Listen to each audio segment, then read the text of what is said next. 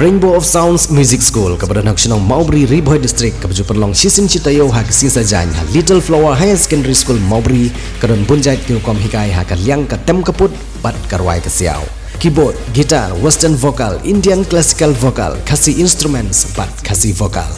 kikena akibahan nyos dem senang kila banwan pentebit hak neg music school bat amdan jinge nagam tagi larang baru banwan pentebit hak neg music school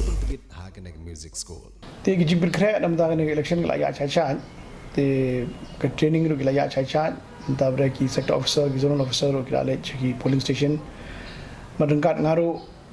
kumusio rengkat badi ka team jonga ngi la le ki polling stations po Sohiong Constituency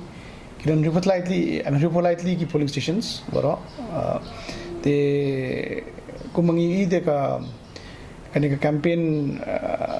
maka Iaid bet kamnon ka violence munang no dabre naliang jong ki board election naliang jong arms deposit kuma refutli ki arms 60 arms have been deposited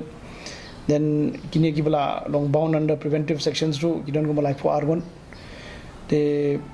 then ki hamlets ki belong identified as vulnerable ki don kuma kharar naliang jong ki jong election machinery ki la identify kharar li ki hamlets ki belong vulnerable but kita kuma life for argon kita ki brio ki belong identified as a probable source of trouble te gila along bound under section 107 CRPC te kita ki mugi steps ki bala normal ashim na liang jung board election but lightly ki nakaro ilabo kawai at the entrance of Sohiong Constituency kawai makadon in between kita lightly ki strategic areas kan bagi labo gini nakas kita ki flying squads berkorang ko ke jaka ka padon hajan mau maram untuk orang all women flying squad kita but kila yele parang tu but kita sun company ki CAPF ru bagi la deploy but kesini kembang ilaj ban inspect ki polling station dong iba itu ki dong mena kanika area domination ru kadang yaji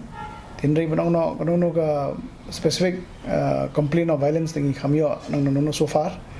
tingi inge ru ba kan yaj ben but kan yaj without any violence kan te hakani ka election ru kandon ko webcasting 60% of the polling stations will be under webcast te nila lit ban inspect gitu ki kantokan ni polling station dang akan kita yo balik ni dang ya one ke review meeting baru DC baru DO district election officer baru badi ARO sector officer zonal officer ngilai le but ngali pedro yakini ki jungdan ki EMF mo ki short minimum facilities te ki bon ki jaka ki ba badon kamban bo ki ram umdi temporary electrification ila dong ila ada black kita arrangements kita katto kan ni polling station ba kam kita ya yang ongoing ingat ba swag election baru hi ka kini kam kin sependem but yang jong ka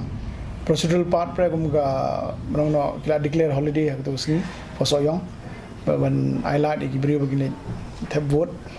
jo sini ka dry day ru kala long declare